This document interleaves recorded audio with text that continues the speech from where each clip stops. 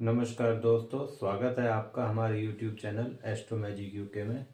दोस्तों, पिछली वीडियो की तरह अब हम नया लग्न लेके आ रहे हैं जो कर्क लगन है।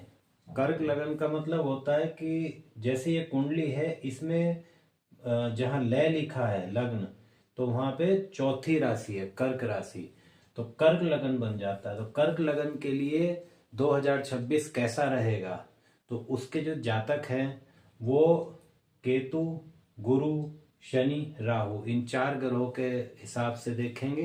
क्योंकि हमने पहले भी कहा है कि जो दूसरे ग्रह हैं वो कुछ समय के लिए होते हैं, तो उनका प्रभाव होता है लेकिन इतना नहीं होता, क्योंकि ये लंबे समय के लिए बैठते हैं तो ये पूरे साल बैठेंगे। हाँ, गुरु यहाँ पे चेंज होंगे, गुरु यहाँ पे भी आएंगे और फिर यहाँ पे भी जाएंगे, फिर यहाँ से वापस जाएंगे, तो इनका प्रभाव अलग अलग हो जाएगा। इससे पहले कि हम अपना टॉपिक शुरू करें, दोस्तों मैं आपका धन्यवाद करना चाहता हूँ। आपका प्यार और सहयोग मुझे मिल रहा है। हमारा चैनल अब ग्रो कर रहा है, सब्सक्राइबर भी बढ़ रहे हैं, व्यू भी बढ़ रहे हैं। मैं इसके लिए धन्यवाद करता हूँ। दोस्तों, हमारे चैनल को आप सब्सक्राइब करिए और लाइक करिए और इसको ज़्यादा से ज़्यादा आप शेयर करने की कोशिश कीजिए, क्योंकि हो सकता है कि आपका लग्न दूसरा है और किसी दूसरे व्यक्ति का ये लग्न हो और उसको इस चीज का फायदा मिले, और उसका फायदा होगा तो आपका भी फायदा जरूर होगा। दोस्तों, अब हम आते हैं अपने सब्जेक्ट पे। ये कर्क लगन की कुंडली है। कर्क लगन जो होता है फोर्थ राशि होती है। फोर्थ राशि जो होती है चंद्रमा की होती है। तो ऑब्वियसली चंद्रमा की बात जब हो रही है तो साइकोलॉजी की बात होगी और भावनाओं की बात होगी, माता की भी होगी और चेंजेस की भी होगी, नुकसान की भी होगी। तो जो जो चंद्रमा के एट्रीब्यूट होते हैं उसकी बात होगी, क्योंकि ये लग्न में है। तो ऐसे जातक जिनका लग्न कर्क होता है वो जातक, एक उनके साथ सबसे बड़ी दुविधा एक चीज होती है कि वो ज्यादातर भावनात्मक रूप से कमजोर होते हैं। और ये देखा गया, हमने भी बहुत सारी कुंडलियां देखी हैं जिसमें इस तरह का आता है कि वो अपनी भावनाओं को कंट्रोल नहीं कर पाते हैं और वो धोखा बहुत खाते हैं।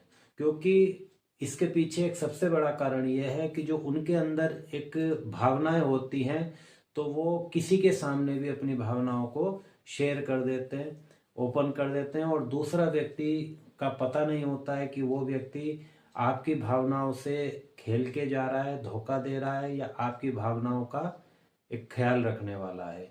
और यही समस्या उनको पूरी उम्र होती है, क्योंकि लग्न का मतलब होता है ये पूरी उम्र के लिए आपके साथ है।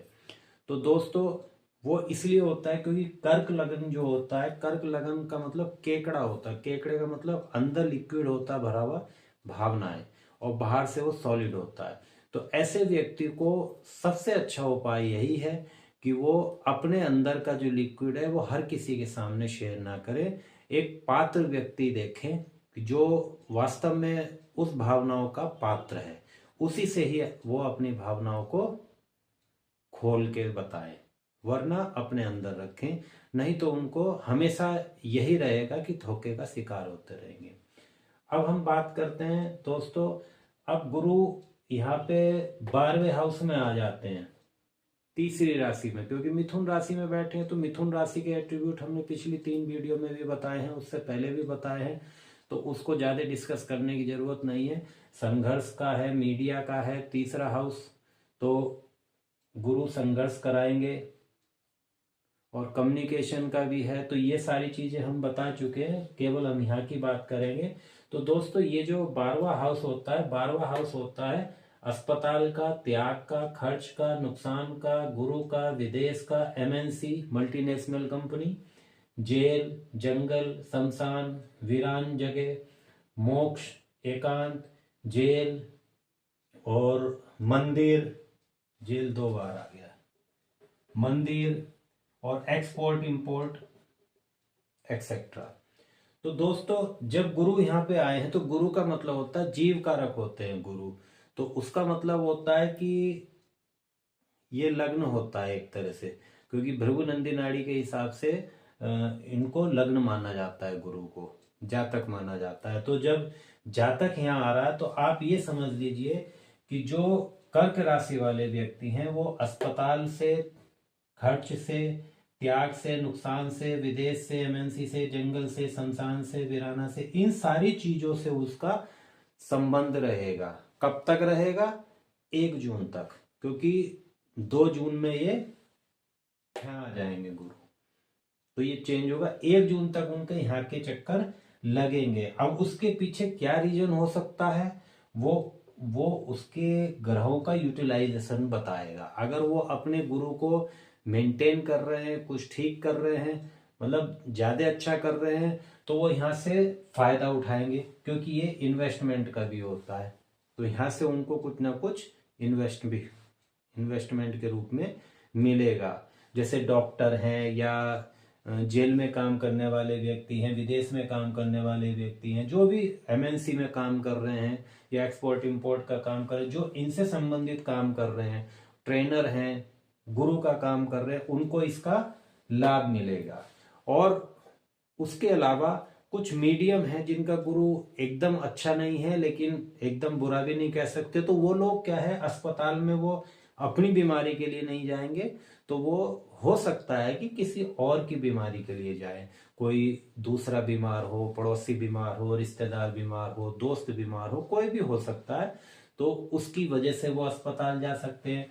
कोई एक्सपायर हो गया तो शमशान जा सकते हैं, या कहीं ऐसी स्थिति हुई कि वीरान जगह पर कहीं बैठ गए, क्योंकि एकांतवास भी 12वां हाउस होता है, तो हो सकता है कि उनके संबंध इतने अच्छे नहीं हो रहे हैं कि वो अकेलापन महसूस कर रहे हैं, तो वीरान जगह पर जाके बैठ रहे हैं। तो ऐसे व्यक्तियों को क्या करना चाहिए? मंदिर जाना चाहिए। मंदिर का मतलब धर्म स्थल होता है। यदि मुस्लिम है, सिख हैं, ईसाई हैं, तो वो अपने धर्म स्थल में जाएं और नियम से जाए। तो ये यहाँ पे जब जाएंगे तो इस गुरु आपका अच्छा होगा और ये वाला हाउस भी अच्छा होगा।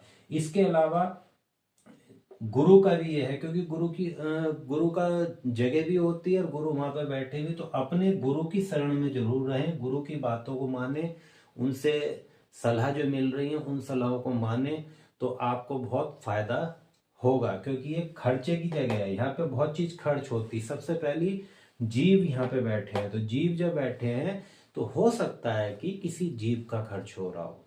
बात बहुत गंभीर हो जाती है अगर ये निगेटिव हो जाता है, तो गुरु को कभी निगेटिव नहीं करना है। और इसके लिए हम एक अलग से वीडियो बनाएंगे, क्योंकि गुरु कितना इंपॉर्टेंट होता है, तो उसके लिए एक अलग वीडियो बनाएंगे।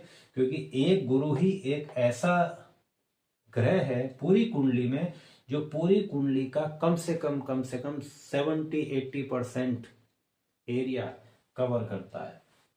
अब ये इतना इंपॉर्टेंट है, एक ही ग्रह। अगर हम एक ही ग्रह को ठीक करें तो कितना बड़ा फायदा वहां पे मिलता है। अब बात आती है गुरु के दृष्टियों की। तो गुरु की दृष्टि कहाँ पड़ रही है? दूसरी, तीसरी, चौथी, पांचवी। तो पांचवी दृष्टि गुरु की चौथे हाउस पे पड़ रही है। चौथा हाउस किस चीज का है? आपका घर है, जहां पे आप रह रहे हैं।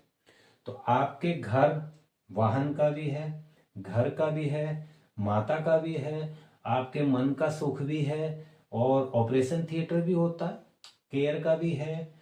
तो यहाँ पे इनकी जब दृष्टि पड़ रही है, तो गुरु अगर अच्छे हैं आपके, आप उनको यूटिलाइज अच्छा कर रहे हैं, तो यहाँ पे वे अच्छा करेंगे। अच्छा करने का मतलब माँ का घर है, तो आपकी माता जी की अगर सेहत में कुछ समस्या है तो वो दूर होगी। आपके मन का सुख मिलेगा, मतलब आप अगर उतार चढ़ाव झेल रहे हैं, कर्क राशि वाले झेलते हैं, तो इस समय नहीं झेलेंगे, उनको यहाँ पे कुछ राहत मिलेगी। ठीक है। और आपका वाहन है या आपका मकान कोई खरीदना है या कुछ इस तरह का है, तो वहां पे भी गुरु जी का आशीर्वाद आपको मिल रहा है, क्योंकि गुरु की दृष्टि जहाँ पड़ती है वो ईश्वर की ब्लेसिंग वहां पे होती है। तो यहाँ ब्लेसिंग आपको मिल रही है। फिर उसके बाद सातवीं दृष्टि उसकी आ जाती है यहाँ छठे हाउस पे। तो छठा हाउस भी हमने आपको बता दिया है, धीरे धीरे आप सब सीख जाएंगे। छठा हाउस आपका सेवा का है, सर्विस का, जॉब का, लड़ाई झगड़ा, रोग, ऋण, शत्रु, इस तरह का होता है। डेली रूटीन का होता है, और आपके सर्वेंट, आपके मामा जी होते हैं। नैनिहाल मतलब मामा के मतलब माता जी के भाई, माता जी के छोटे भाई, दूसरा तीसरा, माता से तीसरा है ना, तो छोटे भाई हो गए, मामा जी वगैरह हो गए। तो वहां पे भी गुरु की दृष्टि पड़ रही है तो वहां पे भी आपका फायदा होगा, आपकी जॉब अच्छी चलेगी। और गुरु ग्रोथ है तो जॉब में ग्रोथ मिलेगी। ठीक है। इसके अलावा अब नौवीं दृष्टि कहाँ पड़ रही है? ये 7वीं थी, 8वीं 9वीं, तो 9वीं दृष्टि पड़ रही है 8वें हाउस पे। तो दोस्तों 8वां हाउस जो होता है बहुत अगर देखा जाए तो ज्योतिष में उसको बहुत बुरा बोला जाता है। हम नहीं मानते, कोई भी हाउस बुरा नहीं होता, कोई भी ग्रह बुरा नहीं होता, हम उसको यूटिलाइज नहीं कर पाते इसलिए बुरा लगता है। 8वां हाउस जो होता है चिंता का, भय का, आयु का, गंभीर समस्या का, मैन्युफैक्चरिंग का, ससुराल का, बिना कमाया धन, दुर्घटना, बदलाव, तंत्र मंत्र, दुर्भाग्य आदि। तो सब इसमें निगेटिव चीजें बहुत ज्यादा होती हैं। और ये दोस्तों एक चीज और बता दें हम, जो ये तो पूर्व पुण्य कर्मों का हाउस है, जो आपने पूर्व जन्म में पुण्य कर्म कर रखे हैं वे। और ये जो होता है ये उसका फल होता है जो इस जन्म में आपने किया है। इस जन्म में आप अगर गलत कर रहे हैं तो 8वां हाउस आपका खराब हो रहा है। तो 8वां हाउस आपका खराब नहीं होना चाहिए। इस जन्म में आपको अपने पुराने भी सही करने हैं और इस जन्म के भी ठीक करने हैं और अगले के भी आपको अच्छे करने हैं। तो इसलिए इसको खराब नहीं करना है, नहीं तो चिंता मिलेगी, भय मिलेगा, आयु कम होगी। इसीलिए आप देख भी रहे हैं कि बहुत लोग ऐसे हैं कि जो कम आयु में चले जाते हैं। हो सकता है उनका कुछ ऐसा हो। तो ससुराल का भी ये है, ससुराल से नहीं बन रही हैं, बहुत दिक्कत आ रही है, तलाक वगैरह की दिक्कत आ रही है, आप देख भी रहे हैं। तो ये सब यहाँ पे है। दुर्घटना भी है, दुर्घटनाएं कितनी हो रही हैं आप देख रहे हैं। तो ये इसीलिए है क्योंकि कर्म ठीक नहीं कर रहे हैं जो इस जन्म के हैं। तो यहाँ पे क्या है, राहु बैठा है। तो सबसे पहले बात यह आ जाती है जब राहु यहाँ बैठ जाते हैं तो राहु दुर्भाग्य के कारक तो वैसे ही होते हैं और दुर्भाग्य की जगह पर बैठे हैं तो दुर्भाग्य बनना एक संभावना ज्यादा हो जाती है। और राहु अनैतिक कार्य भी करा देते हैं। तो यहाँ पे अगर अनैतिक कार्य किया तो इन चीजों में रिजल्ट आप पाएंगे। तो इसलिए राहु को अपने ठीक रखिए। राहु का मतलब अनैतिक की जगह आप जो ना फोकस करिए, उसके पॉजिटिव जो है राहु के वे करिए, फोकस करिए। राहु आपकी आदत है तो आदत को आप अच्छा करिए। आप प्रैक्टिकल राहु है तो हर चीज प्रैक्टिकल में करिए। मैन्युफैक्चरिंग की जगह है यहाँ पे प्रैक्टिकल, आप मैन्युफैक्चरिंग का कोई काम करिए। ट्रांसफॉर्मेशन, बदलाव, तो कोई ऐसा काम करिए कि जिससे बदलाव आए, समाज में बदलाव आए या अपने आप को बदल लीजिए। अगर आपके साथ कुछ गलत हो रहा है तो चिंता में, भय में हो आप, तो अपने आप को बदल लीजिए। आप नहीं बदल सकते, किसी गुरु का सहारा ले लो, बदल जाओगे। अब यहाँ गुरु जी की दृष्टि जब आ रही है तो ये आपसे कह रहे हैं कि आपको बदलना है, गुरु जी के पास पहुंच जाओ। ऐसे गुरु को जो पॉजिटिव हो तो वो आपको पॉजिटिव बदलाव देंगे जरूर और आपकी लाइफ बदल देंगे। और ये बिना कमाया धन भी होता है। जो इसको इसको अच्छा करता है, दहेज भी यहाँ से आती है क्योंकि 7वां हाउस शादी का है और ये दूसरा हो गया तो इनका घर मतलब पत्नी का घर हो गया।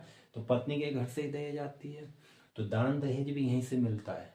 दान का हाउस भी यही होता है वैसे एक तरह से देखा जाए ना तो। और ये गुप्त होता है तो इसको गुप्त रखना है। तो आप अपनी एक्टिविटी को मोस्टली गुप्त रखिए। ठीक है। अब हम चलते हैं शनि के पास। तो शनि कहाँ बैठे हैं? शनि 9th हाउस में बैठे हैं। तो 9th हाउस होता है गुरु, पिता, सलाह, उच्च शिक्षा, लंबी यात्रा, भाग्य, धर्म और पितृ आदि। तो 9th हाउस किसका होता है? पिता का होता है। तो पिता के हाउस पे शनि आ गए हैं तो दो चीज इसमें इंडिकेशन दे रहे हैं वो, क्योंकि हमारी इंडिकेशन नेगेटिव और पॉजिटिव दोनों होती हैं। आपको जैसा चाहिए वैसी वो बदलेगी। तो इंडिकेशन क्या आ गया? क्योंकि शनि जॉब के कारक हैं, प्रोफेशन के कारक हैं, तो आपके पिताजी या तो जॉब में उनको फायदा मिल रहा है और अगर वो जॉब नहीं करते हैं और शनि आपका कहीं निगेटिव हो रहा है तो ये शनि बीमारी का भी सूचक है। तो पिता को बीमारी हो सकती है। और कैसी बीमारी, क्योंकि शनि जो बीमारी देते हैं वो क्रोनिक देते हैं, लंबी चलने वाली बीमारियां देते हैं, तो ये यहाँ पे हो सकती है। दूसरा, आप ये गुरु का है, तो शनि का मतलब कर्म है, सेवा है, तो आप पिता की सेवा करिए, गुरु की सेवा करिए, आपके भी अच्छे होंगे, उनके भी कर्म अच्छे हो जाएंगे, उनको भी फायदा होगा, आपको भी फायदा हो जाएगा, आपके गुरु भी अच्छे होंगे, शनि भी हो जाएंगे, तो आप सेवा करिए। दूसरा, ये उच्च शिक्षा का है, तो जो लोग उच्च शिक्षा की तरफ सोच रहे हैं तो हो सकता है कि उनके अंदर आलस्य आ जाए उच्च शिक्षा के लिए, तो आलस्य नहीं करना है, क्योंकि शनि है।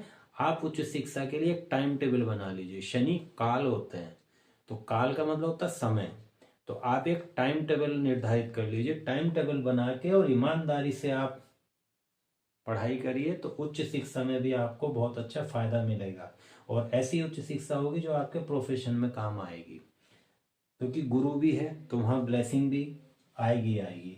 इसके अलावा लंबी यात्रा है, तो शनि का मतलब हो गया प्रोफेशन, कर्म, प्रोफेशन, और लंबी यात्रा की जगह पे बैठे हैं, तो इसका मतलब साफ हो गया है कि कर्क लगन वालों को लंबी यात्रा इस समय होंगी। तो मई से चल रहा है, मई 2025 से चल रहा है, तो मई 2025 से इस समय के बीच में आपने कहीं ना कहीं लंबी यात्रा की होंगी। चूंकि 12वीं राशि है, मीन राशि है, तो स्पिरिचुअल यात्रा की होंगी, कहीं धर्म या स्पिरिचुअल कहीं भी ऐसी यात्रा होगी, जैसे आप गुरुद्वारे गए या मंदिर गए या फेमस कोई सिद्ध स्थल है वहाँ पे गए, वहाँ की यात्रा भी हुई होंगी।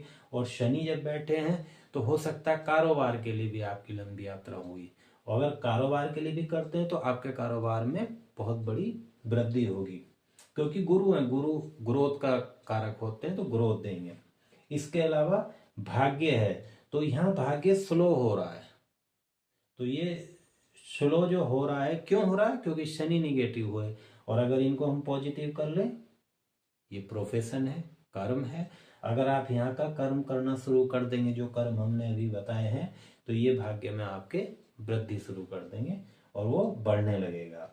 इस तरह से शनि का हो गया। अब हम आते हैं केतु की बात करते हैं। तो दोस्तों, केतु जो बैठे हैं वो सेकंड हाउस में बैठे हैं। सेकंड हाउस दूसरा, तो दूसरा हाउस जो होता है वो परिवार का होता है, वाणी का होता है, धन का होता है, बचत का होता है, भोजन का होता है, गले का होता है, स्पाउस का भी होता है, आंख भी होती है। तो अब यहाँ पे जब केतु आ जाते हैं, तो केतु के बारे में हमने बहुत चर्चा भी की है और करते रहेंगे, क्योंकि केतु सबसे इम्पोर्टेंट होता है, क्योंकि ये कट करते हैं, मतलब डिटैच कर देते हैं, अलग करते हैं। तो कहीं ना कहीं ये बता रहे हैं कि परिवार का है, तो कर्क राशि का जो जातक है वो अपने परिवार से कट रहा है या परिवार उससे कट रहा है।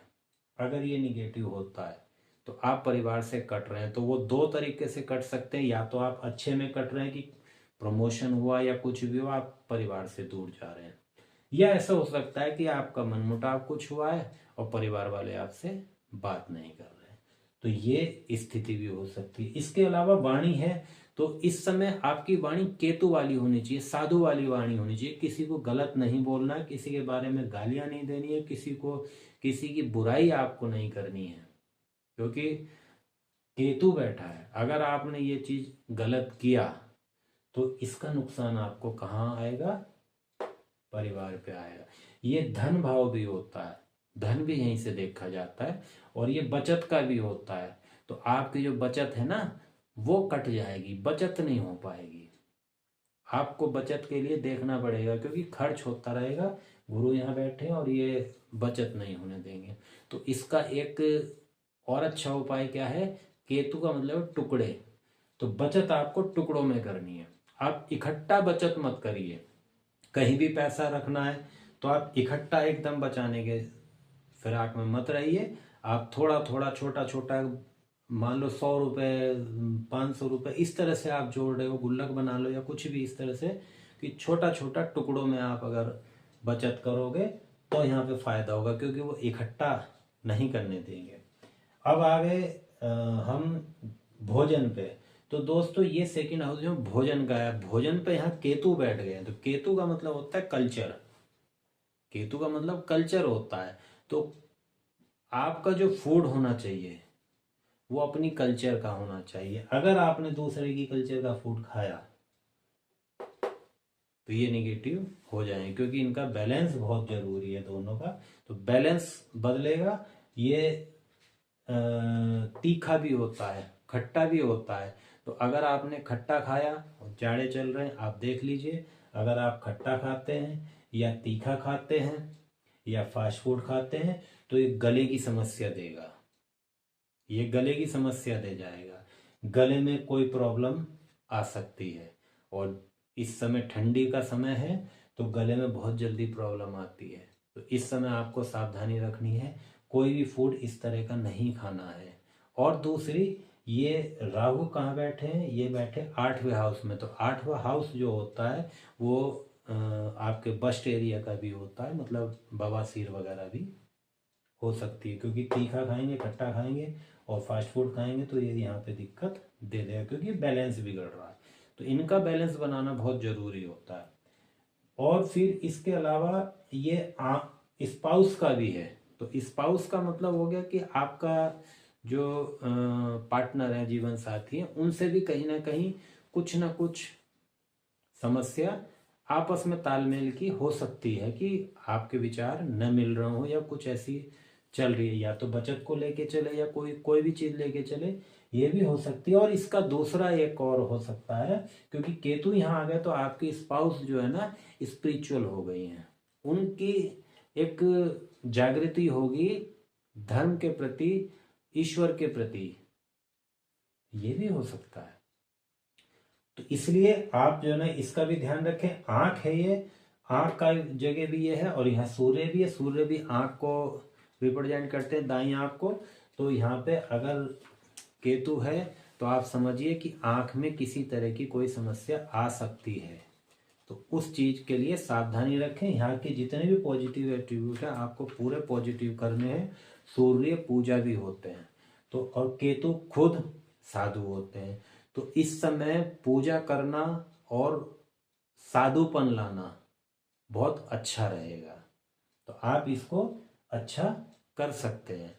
फिर इसके बाद एक बात और हम करते हैं कि केतु, राहु और ये शनि हो गए हैं। इसके अलावा हम एक बात और करते हैं कि गुरु यहाँ 2 जून को यहाँ आ जाएंगे कर्क राशि में। तो दोस्तों, कर्क राशि जो होती है गुरु की उच्च राशि होती है। मतलब गुरु वहाँ पे बहुत स्ट्रांग होते हैं, और बहुत स्ट्रांग होने के बाद बहुत अच्छी ब्लेसिंग देते हैं। और कर्क राशि उनकी उच्च राशि होती है। कर्क राशि में वाहन, माँ का सुख, मन का सुख, घर का सुख, ये सब चीजें वहां पे मिलती हैं। तो जब ये यहाँ आ जाएंगे ना तो इनको बहुत बड़ी राहत 2 जून के बाद मिलने वाली है। क्योंकि उनको इसलिए मिलेगी क्योंकि वे उच्च के गुरु होके एक दृष्टि वो यहाँ डालेंगे, एक दृष्टि वो शनि पे डालेंगे। तो कारोबार को भी एकदम अच्छा कर देंगे, भाग्य को एकदम बढ़ा देंगे, ग्रोथ दे देंगे, चमका देंगे। और ये 5वां हाउस जो होता है आपकी आत्मा का होता है, आत्म सुख का। तो आत्मा का सुख, आपका जो हॉबी होती है वो हॉबी का, और ये संतान का है। तो ये यहाँ पे अच्छा रिजल्ट मिलेगा। इस तरह से आप जो है ना देखेंगे। फिर गुरु के बाद, गुरु यहाँ के बाद फिर यहाँ भी आएंगे। तो जब ये यहाँ आएंगे तो समझ लीजिए, क्योंकि जीव आ रहे हैं, केतु के पास आ रहे हैं और ये परिवार में आ रहे हैं। तो दोस्तों, इसको मेंटेन करिए, मेरी आपसे सलाह है। इसको बहुत गंभीरता से लीजिए। क्यों? क्योंकि जो मुझे लगता है वो ये कह रहे हैं कि केतु हैं और गुरु यहाँ आ रहे हैं। अगर गुरु या केतु निगेटिव हो जाते हैं तो गुरु जीव कारक हैं और केतु डिटैच है, तो आपके परिवार से कोई डिटैच हो सकता है। अब आप उसका अपने हिसाब से देख सकते हैं। समझाने की बात हमने की है तो इशारा है। तो इसलिए इन ग्रहों को आप मेंटेन करिए। मेंटेन करने के लिए आपको ये सारी चीज़ें बता रखी हैं, और हर वीडियो में लगभग इस तरह की बताई जा रही हैं। तो जरूरी नहीं है कि आपका कर्क लगन नहीं है तो आप ये वीडियो नहीं देखना चाहते हैं। देखिए, आप दूसरी भी देखिए। इससे क्या होगा कि आपको एक इसका जो एक सिस्टम है वो समझ में आएगा कि हमें अपने ग्रहों को कैसे यूटिलाइज करना, कैसे उनका हमें पूरा पूरा फायदा लेना है। दोस्तों मेरा अभी भी यही कहना है कि आप शॉर्टकट में मत लगिए। आप ये मत सोचिए कि मैं नग पहन के कुछ कर लूँगा या मैं ये करके कुछ कर लूँ, नहीं। ये जो ग्रह होते हैं ये आपकी कुंडली में पूरी जिंदगी पड़े रहेंगे और ये चलते फिरते रहेंगे। तो इन ग्रहों को यूज करना बहुत ज़रूरी है, सभी ग्रहों को यूज करना। जिस ग्रह को आप यूज नहीं करेंगे वही अपना जो करेक्टर है वो दिखाएगा और वो कहीं ना कहीं प्रॉब्लम दे देगा। तो इसलिए इनको सबको प्रयोग कीजिए। तो दोस्तों आज कर्क लगन की बात पूरी हुई और उसके बाद अब हम आएंगे सिंह लग्न पर। तो आप हमारी जो अब वीडियो आएगी बहुत जल्दी आएगी सिंह लग्न पर। सिंह लग्न के बारे में भी बहुत इंटरेस्टिंग बातें होती हैं, तो उनकी भी हम पूरी चर्चा करेंगे। तब के लिए आपको धन्यवाद।